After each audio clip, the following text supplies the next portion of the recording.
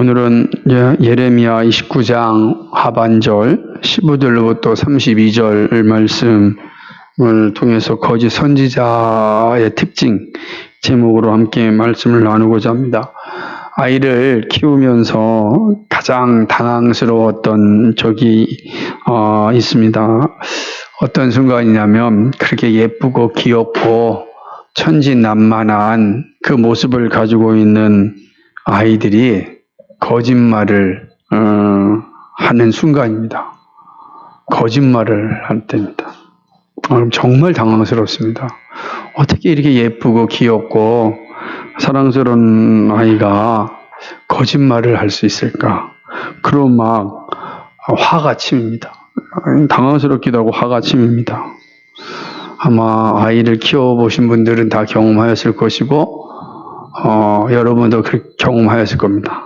저도 경험하였습니다. 우리 자신도 그러한 시간을 살았습니다. 아마 예외가 없을 것입니다. 우리 부모님도 우리를 보고서 아마 당황스러웠을 것입니다. 이렇게 예쁜 애가 거짓말을 하다니. 그죠? 제가 어린 시절에 기억나는 것 중에 하나가 거짓말 때문에 저희 엄마죠. 어머니한테 정말 빗자루로 흠뻑 맞았던 기억이 아주 생생합니다. 얼마나 많이 때렸던지요. 지금까지 기억하잖아요. 하도. 근데 제가 거짓말을 했거든요. 명백한 거짓말을 했기 때문에 항변할 수도 없었습니다. 거짓과의 싸움은 참 힘든 일입니다. 그죠? 거짓과 싸운다는 것처럼 어려운 싸움이 없습니다. 왜냐하면 이 거짓을 이렇게 지시하는 우두머리가 바로 사단이기 때문에 그렇습니다. 그러니까 우리가 사단과 싸우는 거니까 얼마나 힘들겠습니까? 그래서 빈번하게 우리는 거짓말을 합니다. 사단의 이 권력적에 우리가 넘어가기 때문에 그런 것이죠. 언제나 거짓이 없을까요? 성화되어 간다라는 것은 점점 거짓이 줄어든다라고 말해도 틀림이 없습니다. 그럼 분명히 영화로운 상태가 되었을 때 아마 우리는 더 이상 거짓을 행하지 않을 겁니다. 그 영화로운 상태가 언제이겠습니까? 새하늘과 새 땅이겠죠. 그렇다고 한다면 주님 재림하시는 그날까지 이 땅에 사는 모든 인류는 끊임없이 거짓과 싸움하며 살아갈 겁니다. 그리고 빈번하게 이 거짓에 무릎을 꿇을 일이 많을 것입니다. 그래서 정말 하나님의 도우심이 절실하게 필요한 게 우리가 사는 시대가 아닌가 생각을 합니다. 오늘 말씀은 이러한 거짓에 대한 말씀입니다. 사람들은 왜 거짓을 하냐면 사람들이 거짓말에 잘 넘어가기 때문입니다. 그러니까 내 말에 누군가가 속아 넘어가면 막 기쁨을 느껴요. 희열을 느끼죠. 거짓말이 그런 일을 하거든요. 참말보다는 그럴듯한 거짓말에 사람들이 열광을 합니다. 특별히 어렵고 힘든 시대를 살아갈 때는 이 종말에 대한 이 거짓말이 얼마나 큰 힘을 발휘하는지 모릅니다. 그래서 조그만 말 한마디로 사람들에게 희망을 주거나 그 사람들을 두렵게 하면 다 넘어지고 맙니다. 다 그 거짓말에 속아서 살아가게 되는 것이죠. 역사 속에서 그렇게 많이 존재하였던 이단들 그리고 사이비 종교들 다 여기에서 하나가 되지 않습니까? 다 거짓말합니다. 이런 이들의 특징은 다 거짓말이죠. 거짓말로 시작해서 거짓말로 살다가 거짓말로 끝나는 것이 이단들과 사이비 교주들의 사이비 종교들의 행태 아니겠습니까? 그런 역사 가운데 오늘 본문에 나타나는 유다도 이런 거짓말 가운데 매우 힘든 시간을 보내야 했습니다. 유다 사람들 가운데 일부가 이제 바벨론의 포로로 잡혀갔습니다. 바벨론 1차, 2차, 3차로 다 포로로 잡혀가는 상황과 나라가 망하는 이런 여정 가운데 있었습니다. 그러니까 일부는 이제 예루살렘에 남아 있고 일부는 바벨론에 이제 잡혀가 있습니다. 아직까지 고국에 남아 있는 사람은 일말의 소망을 가지고 살고 있는 거죠. 아직은 뭐 자기가 경험하지 못했으니까. 아픔을 경험하지 못한 사람은 그 아픔을 많이 이야기해도 완전히 자기 것으로 삼지 못합니다. 체화될 수가 없는 것이죠. 그러니까 예루살렘에 남아있던 사람들은 바벨론에 가 있던 사람들보다는 조금 더 안정적이었을 겁니다. 그러나 여전히 언제 어떻게 될지 모르는 불안한 정세 가운데 살고 있었던 것입니다. 그럴 때에 저 바벨론에서 거짓 선지자들이 이제 나타나기 시작하는 것입니다. 어떤 거냐면 소망의 소리가 들린 겁니다. 소망의 소리. 절망 가운데 있는데 소망의 소리가 들립니다. 포로로 잡혀왔던 바벨론에 하나님께서 보내신 선지자가 나타났다라고 하는 거죠. 선지자가 나타났다는 것은 하나님의 말씀을 가지고 왔다는 뜻이고 그것은 소망의 메시지라 이렇게 생각을 한 것이죠. 실제로 그 바벨론에 나타났던 선지자는 소망을 이야기하였습니다. 우리가 살펴보던 하나냐 같은 계열의 이 거짓 선지자들이 바벨론에도 존재한 거죠. 오늘 본문에 그 사람들의 이름들이 몇몇이 나타나고 있습니다. 유다, 예루살렘에서는 절망적이면 이야기만 있었습니다. 예레미야가 선지자로서 보냄을 받았지만 끊임없이 절망적인 이야기를 합니다. 바벨론에게 항복해라. 바벨론에 있는 사람들아 빨리 돌아올 생각하지 말고 거기서 집도 짓고 결혼도 하고 아이도 낳고 재밌게 살아라. 더군다나 바벨론이 잘 되기를 위해서 기도하라. 뭐 이런 얘기를만 하니 이거 참 듣는 입장에서 얼마나 불편하겠습니까? 되게 불편한 거잖아요. 그런데 바벨론에서 희망의 소리가 들려오는 겁니다. 그러니 얼마나 사람들이 기대가 많았겠습니까? 하지만 이것은 헛된 망상이었습니다. 예레미야는 선지자의 출현에 대한 하나님의 뜻을 전달합니다. 그것은 바로 거짓 예언자와 거짓 예언자를 받아들인 유다 백성들을 향한 심판입니다. 16절과 18절이 그런 시작이거든요. 거짓 예언자의 출현과 거짓 예언자의 이야기를 받아들인 그러한 사람들의 심판을 이야기합니다. 하나님은 이러한 심판에 대해 말씀하기를 하나님께서 부지런히 선지자를 보냈는데 유다 백성들이 이 선지자의 말을 듣지 않았다는 거예요. 하나님께서 부지런히 보냈는데 듣지 않은 겁니다. 왜 듣지 않았겠습니까? 자기의 길을 간지럽게 해주는 이야기가 아니었기 때문입니다. 그러니까 안 들은 거야. 자기를 편하게 해주는 게 아니니까 하나님께서 부지런히 선지자를 통해서 말씀을 전했어요.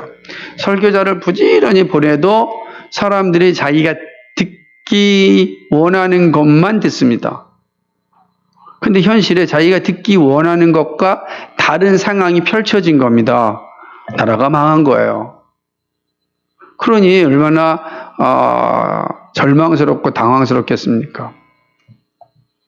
그런 거 가운데 이 절망과 이 낙담 가운데 그대로 살 수는 없는 지경 아니겠어요? 그런데 그 순간에 바벨론에서 새로운 소식이 들려온다고 하니까 얼마나 좋았겠습니까?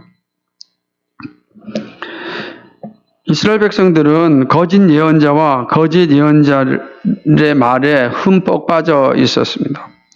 그 하나님은 이렇게 거짓 예언자와 그 거짓말 속에 흠뻑 빠져 있는 그런 유다 백성들을 향하여서 심판을 합니다. 그 징계는 거짓을 예언한 골리아의 아들 아합과 마아세의 아들 시드기에 대한 심판으로 시작합니다. 그죠? 자, 그들에게 거짓을 예언했던 사람이 나오는 건데 하나는 아합이랑 시드기야예요. 여기만 나오는 사람입니다. 그러니까 성경 전체에서 오늘 본문에만 여기만 나와요. 그래서 사실은 이 사람들이 어떤 사람인지가 성경 안에서 근거를 찾을 수가 없어요. 본문에만 나와 있는 사람들인데, 문제는 뭐냐면 이들이 거짓 예언자였다라고 하는 거예요. 하나님께서 보내준 말씀을 전하지 않았습니다. 나중에 다시 이제 전체적으로 또 살펴보도록 하겠습니다. 더군다나 이들은 음행과 거짓말을 행한 자들이었습니다. 거짓 예언자들의 그 모습이 아주 적나라하게 드러나 있는 그런 사람들입니다. 그러고 난 후에 바벨론의 포로로 잡혀간 유다 사람들에 대한 심판도 합니다. 이 아합과 시드기야처럼 너희도 죽을 것이다. 이렇게 말씀하는 겁니다. 아합과 시드기야가 바벨론 앞에서 바벨론 사람들에 의하여서 심판받을 것이다. 죽음을 당할 것이다. 근데 그들의 말을 들었던 사람들도 동일하게 그런 심판의 자리에 서고 말 것이다. 라고 이야기합니다. 이게 이제 15절에서 23절까지의 내용입니다. 그런 이후에 이제 24절로부터 32절까지는 또 다른 거짓 선지자의 이야기가 등장합니다. 그것은 바로 스마야라고 하는 거짓 선지자를 향한 심판입니다. 스마야는 말 그대로 바벨론에서 나타난 그런 선지자였습니다. 물론 거짓 선지자죠. 이 스마야가 제사장 스바냐를 통하여서 예레미야 선지자에게 편지를 보냅니다. 그 편지는 뭐냐면 예레미야 선지자가 바벨론에 있는 유다 백성들에게 보냈던 편지에 대한 답변 형태입니다. 어떤 얘기냐면 지금 예레미야는 편지를 보내면서 자, 지금 너희가 포로로 잡혀있는 이 상황이 오래 갈 거다. 그러니까 좀 담대하라. 오래 갈 거다. 여러분, 이게 좀 오래 갈 거라 그러면 우리가 준비할 게 있잖아요. 코로나가 좀 오래 갈 거다. 그러니까 지금 우리가 이 마스크를 다 준비하잖아요. 예배 분위기도 준비하지 않겠습니까? 다 준비하지 않았던 걸 준비하지 하고 있지 않습니까? 마찬가지예요. 만약에 금방 끝난다 그러면 준비하지 않겠죠. 근데 바벨론의 포로가 오래될 거다. 그러니까 오래된다는 게 얼마나 오래되냐. 아이도 낳을 거라. 결혼하고 아이 낳고 집 지라. 이러는 거예요. 그리고 횟수가 70년이라 이렇게 말씀하였습니다. 그러니 포로로 잡혀가 있는 사람 입장에서는 기가 막힌 거 아니겠습니까? 하나냐는 2년 만에 돌아오겠다고 이야기하지 않았습니까? 지금 하루라도 돌아오고 싶은데 이게 참 끔찍한 상황이죠. 이 편지를 받았던 바벨론에 있었던 유다 백성들을 생각해 보세요. 아마 끔찍했을 겁니다. 그런데 거기에서 이 스마랴라고 하는 이 사람이 이 예레미야의 편지를 읽고서 스바냐에게 자신의 이야기를 보냅니다. 그 뭐냐면 예레미야가 미쳤다는 거예요. 미친 선지자의 말을 듣겠느냐? 그러면서 예루살렘에 있는 그 직분자들, 그러니까 예를 들면 뭐 거기 있는 그 정치인들 혹은 제사장들 혹은 뭐 여러 가지 이 직분을 가지고 있었던 그런 사람들을 향하여서 이야기하는 거죠. 거기 보게 되면 이제 유사들이라 이런 표현이 있잖아요. 유사들에게도 얘기하는 겁니다. 그죠? 26절에 보면은 여호와 있잖아요. 제사장을 삼아 여호와의 집에 유사로 세우심을 이렇게 했잖아요. 이 유사로 세운 자들에게 하는 게 뭐예요? 미친 자를 미친 자로 대우해야 되지 않겠냐. 어떻게 미친 자를 저렇게 가만히 놔두냐. 착고를 채우든지 뭘 하든지 간에 저 미친 자가 날뛰도록 내버려 두면 되겠느냐. 이게 이야기하는 겁니다.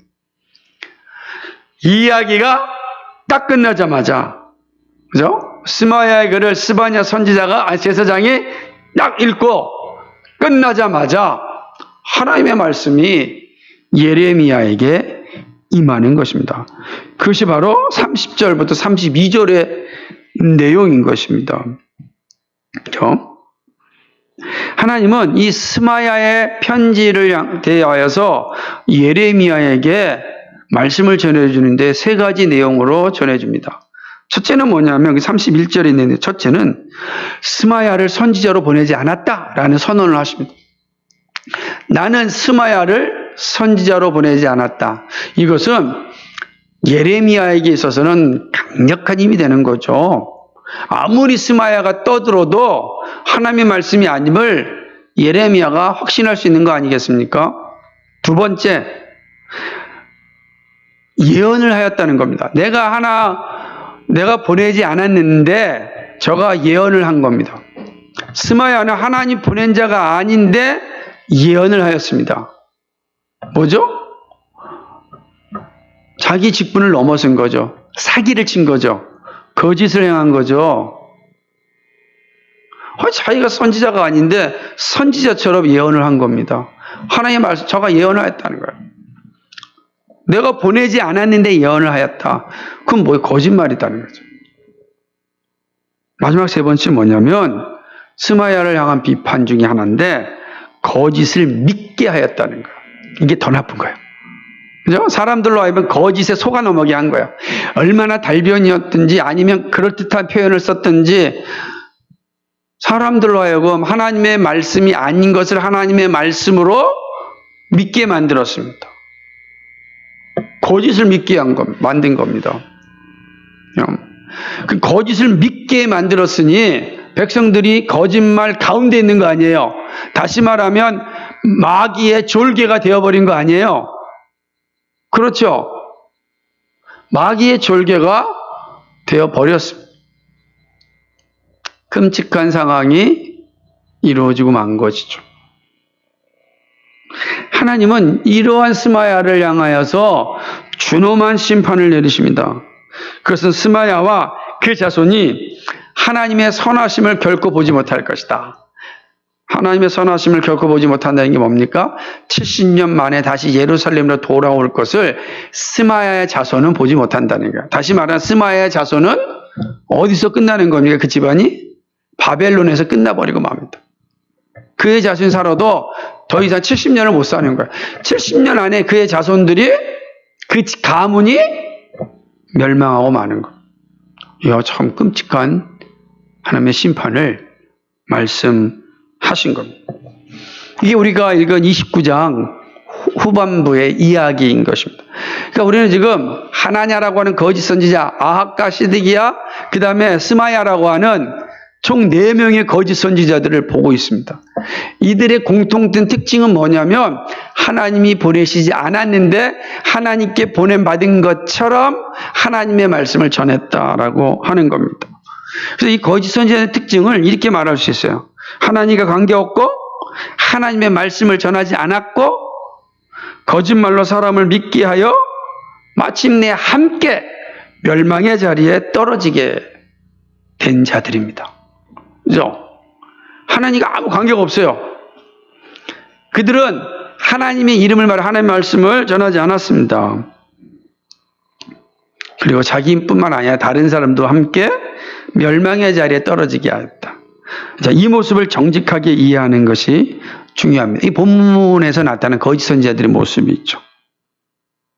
자, 그렇다면 이런 거짓 선지자에 대하여서 말씀하시면서 우리에게 또 분명하게 알고 있어야 될 그러한 진리, 그러한 교리는 무엇인가?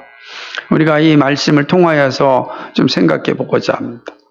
짧게 오늘 좀 한 5가지인데 짧게 살펴보도록 하겠습니다. 첫째는요, 사회의 혼란은 거짓 선지자의 출현을 유혹한다는 거죠. 촉진하죠. 사회가 혼란하거나 그러면 거짓 선지자의 출현을 촉진합니다. 혼란스러운 사회일수록 거짓 선지자들이 만연하고 있다라는 사실을 우리 기억해야 됩니다. 이스라엘 백성들이 혼란스러운 상태 아닙니까? 일부는 바벨론을 갔고 지금 일부는 남아있지만 지금도 어떤 상황에 처해야 될지 모르는 겁니다. 그러니까 누구의 말을 믿어야 될지 모르는 상황 가운데 그럴듯하게 말을 하는 사람의 말이 들리지 않겠습니까? 우리 시대가 얼마나 많은 이 정보들이 떠돌아다닙니까? 그죠? 도대체 무엇이 진짜인지 가짜인지 구분도 못할 정도로 정보의 홍수 속에 있습니다. 어마어마한 홍수 속에 있습니다. 여기서 A라 그러면 이쪽에서 B가 나오고 B라 그러면 C가 나오고 C라 그러면 D가 나오고 막 그래서 도대체 뭐가 옳은 건지 모를 정도로 정말 어마어마하게 어려운 이 정보의 혼란 속에 있는 거죠. 감사한 게도 이런 정보의 혼란스러움만 있으니까 이 정도지, 만약에 지금 우리가 엄청난 사회적 혼란 가운데 있다고 그러면 어떻게 되겠습니까? 어제 우리 이현우 선교사님 보내주신 선교 편지를 보니까 키르기스탄이 어마어마하게 혼란 가운데 있답니다. 엄청난 이 선거를 했는데 부정선거라 그래가지고 지금 또 아주 그냥 큰 일이 벌어질 어떤 즉발의 상황이라고 합니다. 이런 상황들이 되면 정말로 온갖 이야기들이 나타나면서 무엇이 진짜인지 가짜인지 모를 때가 많은 겁니다.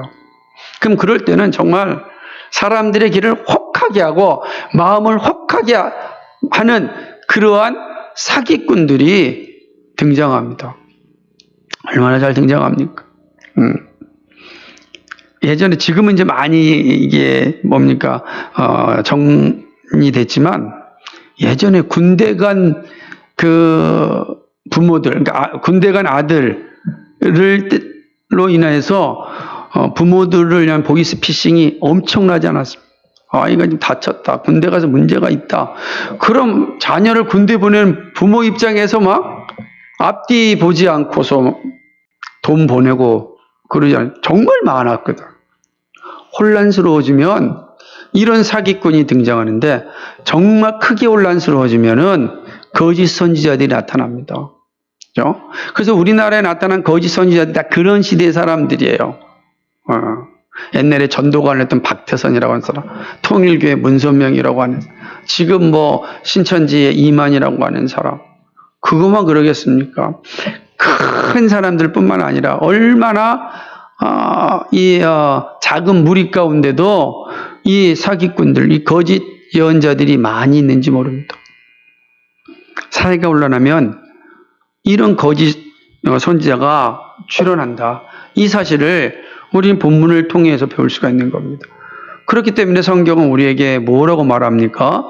깨어서 근신하라는 거야. 깨어 있어야 된다라는.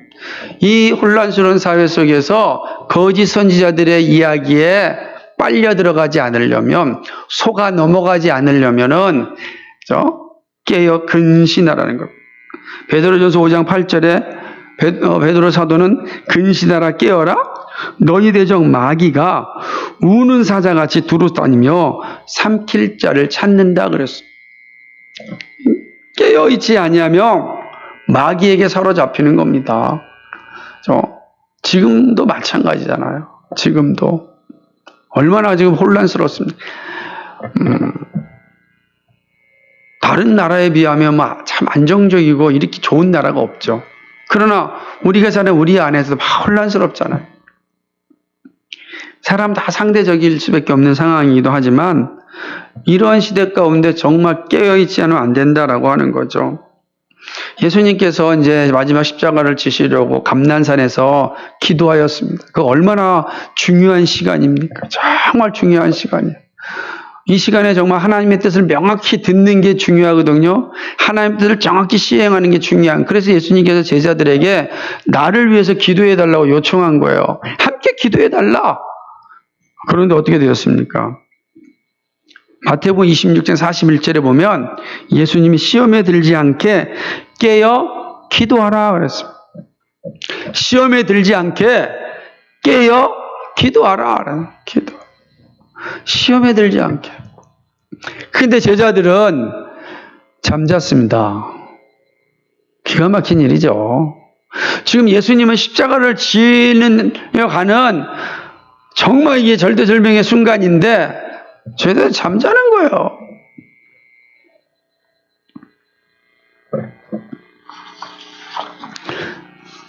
그러면 결국 어떻게 되는 거예요? 마귀의 먹잇감이 되고 마는 겁니다. 깨어 있습니다. 정말 정신을 바짝 차려야 되는 거죠. 그것이 혼란스러운 사회 속에서 거짓 선지자를 따라가지 않는 길입니다.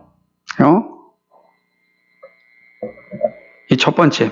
두 번째는요, 정직한 말씀을 듣기 싫어할 때 거짓 선지자에게 사로잡힙니다. 첫 번째 말씀에 이어서 연결되는 거죠. 근신하여 깨어 있을 때 이 사회적 혼란기에 나타나는 거짓 선지자들을 따라가지 않는데 어떻게 해요? 정직한 말씀을 좋아해야 됩니다. 정직한 말씀을. 그러나 정직한 말씀 듣기를 싫어하면 반드시 거짓 선지자들에게 사로잡힙니다. 디모데후서 4장 3절과 4절에서 사도 바울은 말세의 때를 이야기하면서 이렇게 얘기했습니다. 때가 이르리니 사람이 바른 교훈을 받지 아니하며 기가 가려워서 자기의 사욕을 쫓을 스승을 많이 두고 또 그 길을 진리에서 돌이켜 허탄한 이야기를 좇으니라. 때가 이르면 그렇게 된다는 겁니다. 예레미야 때도 이러한 모습들이 강하게 나타났습니다. 19절 한번 볼까요? 19절에 예레미야서 19절 한번 보겠습니다. 가시겠습니다. 시작. 이는 내 종 선지자들을 그들에게 보내되 부지런히 보내었으나 그들이 나 여호와의 말을 듣지 아니하며 듣지 아니함이니라. 여호와의 말이니라. 아멘.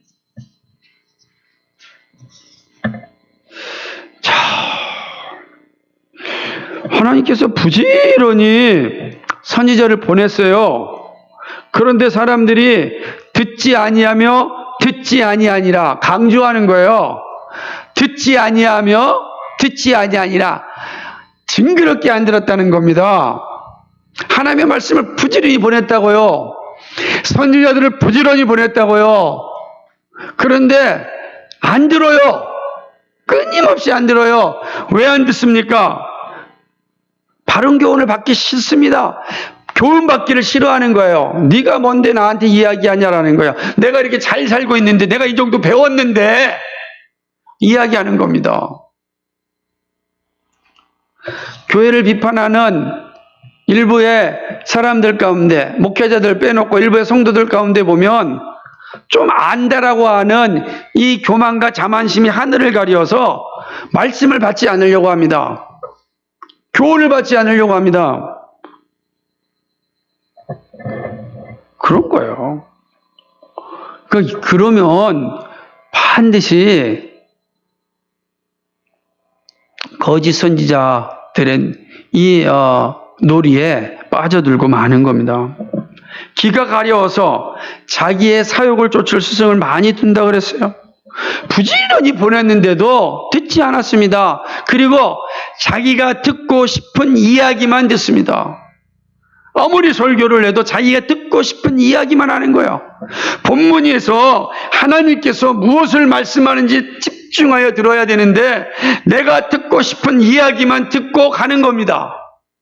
그러니까 삶의 변화도 없고 하나님의 임재의식도 없고 하나님이 주는 그 기쁨도 사라지는 것이죠. 길을 진리에서 돌이켜 허탄한 이야기를 쫓습니다. 부지런히 보내도 사람들은 듣지 아니했습니다.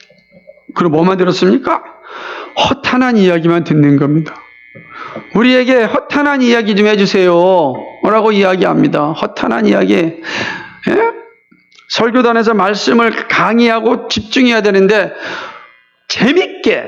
좀 재밌게 해주세요. 즐겁게 해주세요. 이런 요청을 합니다. 기가 막히지 않겠습니까? 설교 단상이 무슨 개인 콘서트장입니까? 그런데 이렇게 이야기합니다. 우리의 삶이 너무 힘들고 어렵습니다. 삶의 환경이 너무 힘드니까 좀 우리를 즐겁게 해주면 안 되겠습니까?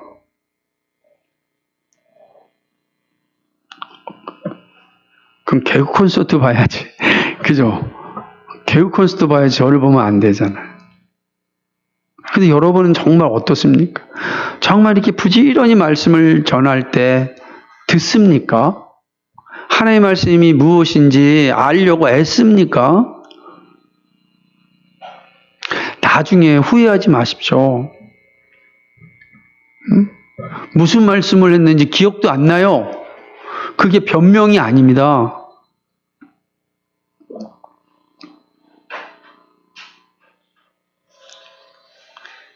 바울은 디모데후서 3장 14절에서 이렇게 얘기합니다. 같이 한번 볼까요? 한번 찾아보세요. 디모데후서 3장 14절. 디모데후서 3장 14절. 같이 보겠습니다.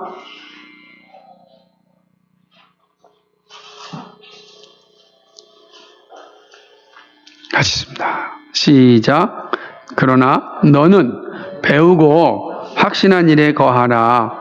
내가 네게서 배운 것을 알며. 아멘. 너는 배우고 확신한 일에 거하라. 에? 허탄한 이야기에 빠지지 말고 배우고 확신한 일에 거하라 말씀하는 거 아니겠습니까? 그래서 15절부터 네가 어려서부터 성경을 알았나니? 라고 말하지 않습니까? 정직한 말씀은 듣기가 쉽지 않습니다. 왜냐하면 우리의 영혼을 후벼파고 회개의 자리에 서게 하고 진리를 따르게 하기 때문입니다. 그래서 사실은 듣기가 쉽지가 않아요. 진리의 복음이 증거되는데 이 정말 이 생명이 왔다 갔다 하는 말씀인데 단지 우리의 이 잠깐의 삶의 유익을 위하여서 엔조이를 위해서 전하는 말씀이 아니라 우리의 영혼의 문제인데 그 영혼의 문제가 해결돼야 삶의 진정한 기쁨을 알게 되는데 영혼의 문제를 해결 못했는데 삶의 기쁨을 알아서 무슨 의미가 있겠습니까? 그래서 정직한 말씀 듣기가 쉽지 않습니다.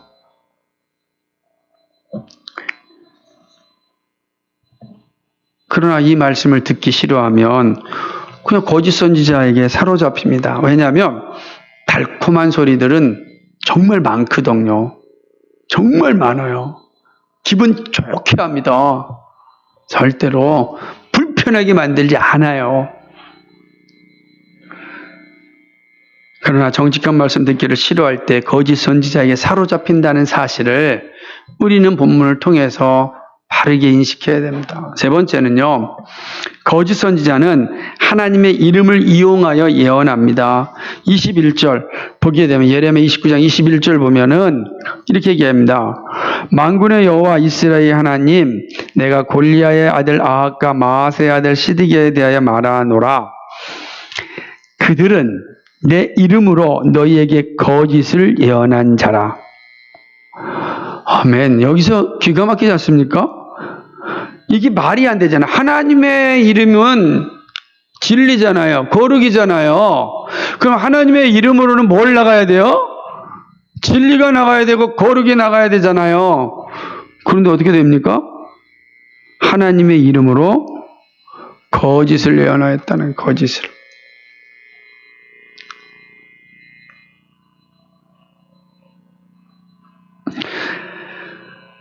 이게 거짓 선지자들의 특징입니다.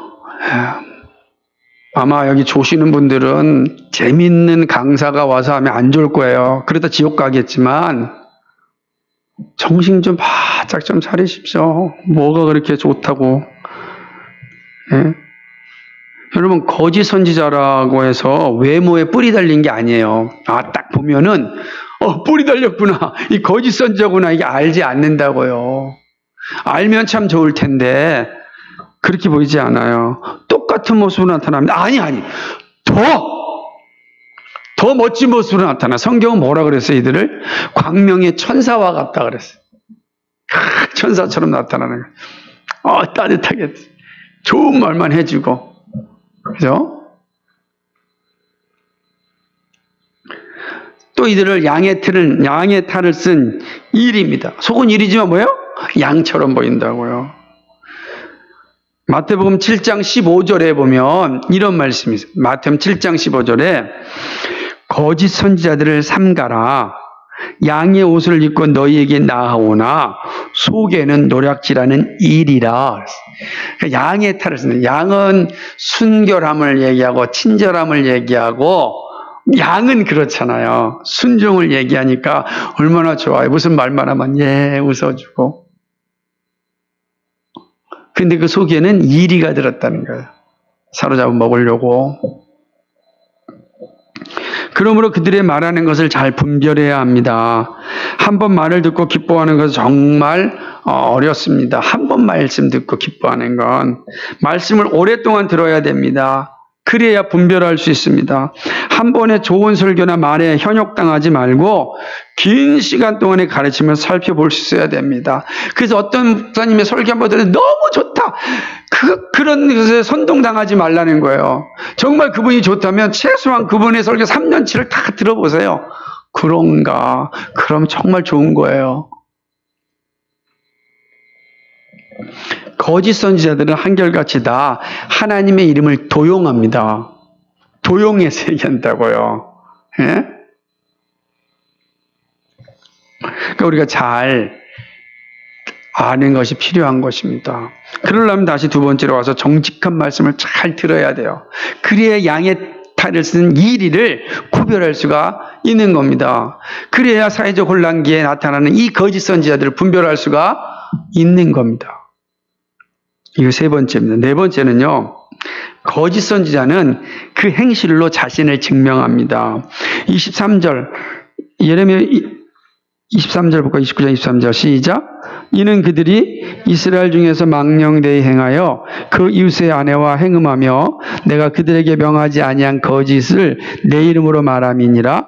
나는 아는 자요 증거이니라 여호와의 말이니라 하셨다 했더니 아멘. 거짓 선지자는 말로서 유혹할 뿐 아니라 행실로 자신을 나타냅니다. 음용과 탐욕이 참과 거짓을 구별합니다. 분명해요.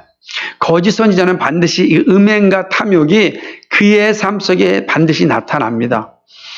빨리 나타나든 늦게 나타나는 차이가 있을 뿐이지 드러나게 되어 있습니다. 저는 제일 웃긴 건요. 1992년에 다가올 미래를 대비해라 다미 선교회가 있었어요. 그러니까 뭐라고 얘기했냐면 이제 종말이 올 거다. 그러니 지금 여러분 갖고 있는 재산이 무슨 필요가 있겠느냐? 다 가져라. 사람들이 종말이 온다는데 뭐가 필요하겠냐고 다 팔아가지고 다미성교에 바쳤어요. 왜 바쳐요 거기다가? 미래에 종말이 오는데? 근데 재밌는 게 어떻게 됐습니까? 그 사람이 꼴깍 다 했잖아요. 그래 감옥 가지 않았습니까? 얼마나 웃겨요. 그게 다 거짓 선지자들의 탐욕입니다. 예? 하늘 아버지라고 얘기했던 저 문선명은 저 청평에다가 어마어마한 궁전을 전하지 않았습니까? 이 땅이 마지막인데 궁전이 왜 필요하냐고요? 새 땅이 온다는 신천지라고 하는 사람들이 이제 이상하게 가평 그쪽이 무슨 참 좋은 곳인가 봐요. 어마어마하게 만들어 놓고 왜요? 거짓 선지자. 그들만 그렇습니까, 여러분? 그런 이단들만 그렇습니까? 사이비 종교 집단만 그렇습니까? 그러지 않아요. 그러지 않다고요. 버젓이 정상적인 교회 이름으로 하고 있는데도 그 어마어마한 교회를 세습해서 대를 이어서 교회를 이끌어가고 있는 자들의 모습을 어떻게 설명하겠습니까? 이렇게 얘기합니다. 한국 사람들은 시간만 지나면 다 잊는다. 시간만 지나가면 다 잊는다. 얼마나 이게 참 황당한 일이겠습니까? 예수님을 따라오려고 했던 부자 청년의 실패, 이번 주일의 설교인데요. 그 실패는 뭡니까? 탐욕이었습니다. 탐욕. 디모데전서 3장 2절과 5절 말씀을 보면 사람들은 자기를 사랑하며 돈을 사랑하며 자금하며 교만하며 회방하며 부모를 거역하며 감사치 아니하며 자기를 사랑하고 돈을 사랑하는 탐욕입니다. 거짓 선지자에게 반드시 나타나는 모습 가운데 하나가 바로 이 음행과 거짓입니다. 이 탐욕입니다. 바울의 제자였던 데마가 열심히 바울을 따르다가 세상을 좋아해서 갔습니다. 세상, 탐욕이죠. 그 행실이 항상 참과 거짓을 알려줍니다. 그러니까 우리가 정신을 바짝 차리고 있어야 된다라고 하는 것입니다. 마지막 다섯 번째는요. 거짓 선지자의 길은 달콤하나 멸망의 길입니다. 16절과 18절 26절과 28절, 32절 이 내용이 한결같이 이야기해 주는 것 아니겠습니까? 예? 달콤하게 이야기를 합니다. 달콤하죠?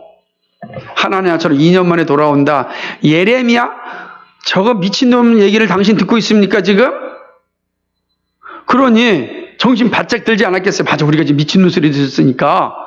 그게 진리인지 중요하지 않아요. 지금 내 상황을 볼 때 내 현실을 좋게 해주는 사람, 내 삶을 좀 좋게 해주는 그런 능력자가 필요한 거지. 하나님의 뜻이 중요하지 않거든요. 그러니까 얼마나 달콤합니까? 그런데 오늘 예레미야 선지자의 모습을 볼 때 어떻게 합니까? 하나냐가 그 자리에 죽었습니다. 2달도 안 돼 죽지 않았습니까? 아합과 시데기야가 느부갓네살 목전에서 죽지 않았습니까? 그리고 이 스마야는 하나님의 선한 일을 자기도 못 볼 뿐 아니라 자신의 가족들도 다 보지 못한 건데 왜 그랬을까요? 그 가족들도 스마야와 같은 생각을 가지고 있었던 겁니다. 그러니까 결국은 멸망한 거죠. 성경의 역사, 교회사의 역사, 우리 시대의 역사가 증명합니다. 거짓 선지자의 길은 달콤하여 많이 따릅니다. 예수님 말씀하셨잖아요. 넓은 길에는 사람이 많다 하였습니다. 그러나 멸망의 길입니다. 마태복음 7장 13절과 14절 같이 한번 읽겠습니다. 마태복음 7장 13절과 14절입니다.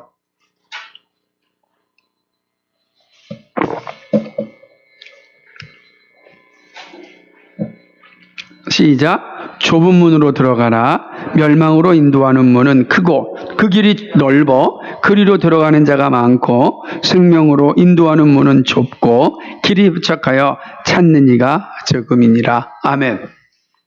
예레미야는 그 당시에 넓은 길이 아니라 좁은 길로 갔습니다. 스마야는 좁은 길이 아니라 넓은 길로 갔습니다. 우리 주님은 이 예레미야와 스마야를 두고 이야기합니다. 넓은 길로 가는 것은 사람들이 많이 가지 멸망으로 가는 길이요. 좁은 길은 협착하여서 적지만 구원에 이르는 길이다. 사랑하는 여러분, 달콤함 속에 죽기를 원하십니까? 달콤함 속에 지옥불로 떨어지길 원하시겠습니까? 아마 아무도 없을 겁니다. 그렇다고 한다면 우리는 달콤함에 유혹당하면 안 됩니다. 우리는 항상 기도해도 하나님의 말씀이 내 안에 임재할 수 있도록 도와주옵소서. 여러분, 하나님의 임재 연습에서 노렌스 형제가 그러죠. 청결한 마음으로 늘 하나님이 함께하기를 묵상하라 그랬죠. 그죠? 늘. 부엌에서 일하는 그 노렌스 형제지만 부엌에서 일하지만 일하는 것 자체가 하나님의 임재 가운데 일했다 그러지 않습니까? 이게 얼마나 대단한 일입니까? 우리가 하는 일들이 하나님의 임재 가운데 일하는, 여러분이 하고 있는 일들이 하나님의 임재 가운데 행할 수 있어야 됩니다. 그럼 평안이 주어지거든요. 평안이. 네. 그 길은 넓은 길이 아닙니다. 그렇지만 좁고 힘든 길이지만 구원에 이르는 길이다라고 하는 것입니다. 우리 다 멸망의 길이 아니라 이 구원의 길로 들어가는 은혜가 있기를 소망합니다. 말씀을 맺습니다. 참되고 좁은 길을 따르기를 힘쓰지 마십시오. 지금처럼 진리를 아는 일에 힘을 쓰시기 바랍니다. 앞으로도 진리를 아는 일에 애를 쓰시기 바랍니다. 우리 교회는 진리를 전하고 진리를 배우고 진리와 함께 살고자 몸부림치는 교회가 되어야 됩니다. 그 안에서 주님이 주시는 즐거움과 기쁨과 행복함을 누려야 됩니다. 순서가 바뀌면 안 됩니다. 순서가 바뀌면 안 돼요. 늘 내 생각이 아니라 성경의 생각으로 이해하고 사랑하려고 매일매일 몸부림치셔. 어떤 일을 하든지 간에 성경적인 세계관을 가지고서 이 상황을 보려고 늘 몸부림치셔야 됩니다. 그게 쉽지 않잖아요. 그러나 늘 힘을 써야 돼요. 그러면 거짓을 분별할 수 있습니다. 그렇죠? 달콤한 것과 싸우시기 바랍니다. 여러분, 그러려면 더욱더 말씀을 읽고 듣고 배우고 기도하는 일에 무엇보다 힘써야 됩니다. 이 진리의 말씀을 듣고자 하는 일에 애를 써야 되고, 그 말씀 안에서 나에게 들려주시는 하나님의 뜻이 무엇인지를 기억하고, 기억된 말씀이 있다면 가슴에 품고 계속해서 이 말씀을 되새김질해야 됩니다. 그럴 때 우리는 상황에, 환경에 굴복하지 않습니다. 환경을 이길 수 있습니다. 우리 상황이 어렵고 힘든 순간들이 다 올 수 있습니다. 안 오면 너무 좋겠지만 이 죄악된 세상에서 늘 다가옵니다. 사단이 끊임없이 우리를 유혹합니다. 그래서 마치 욥이 고통 가운데 있었던 것처럼 그렇게 만듭니다. 하지만 기억하십시오. 성령께서 우리 안에 거하시면서 말할 수 없는 탄식으로 우리를 기도하십니다. 우리가 이 상황을 이길 수 있도록 함께 하십니다. 그러므로 언제든지 믿음의 주 온전 계신 예수를 바라보면서 나에게 주어져 있는 이 길을 담대하게 걸어가십시오. 혼자 가는 게 아닙니다. 성령님이 함께 하십니다. 우리 주님이 나와 함께 하십니다. 그 길이 어떤 길이 있든지 간에 주님이 항상 그 자리에 나와 함께 하고 있습니다. 이 믿음을 부여잡고 어떤 상황 가운데서도 거짓 선지자들의 말에 넘어가지 말고 진리의 말씀 앞에 그 진리를 붙잡고 예수 그리스도와 함께 여러분의 삶을 살아갈 수 있기를 주님의 이름으로 간절히 축복합니다. 거룩하시고 자비하신 아버지 하나님, 고맙고 감사합니다. 우리에게 이렇게 귀하고 복된 시간을 주셔서 감사를 드립니다. 하나님 아버지, 진리가 진리되게 하여 주옵소서. 하나님, 우리가 진리를 정직하게 듣는 일에 힘쓸 수 있도록 도와주옵소서. 그리하여 거짓 선지자들을 분별할 수 있게 하여 주시옵시고, 달콤한 이야기에 넘어가지 않게 하여 주시옵시고, 오직 주님의 말씀 앞에 참된 것을 부여잡고 살아가는 우리 모두가 되게 하여 주옵소서. 어려울 때 많은 시험이 있고 유혹이 있습니다. 하나님, 이기게 하여 주옵소서. 이길 수 있는 힘을 주신 것 감사합니다. 주님과 함께 이 믿음의 길을 잘 완주할 수 있도록 역사하여 주옵소서. 예수 그리스도의 받들어 기도하옵나이다. 아멘.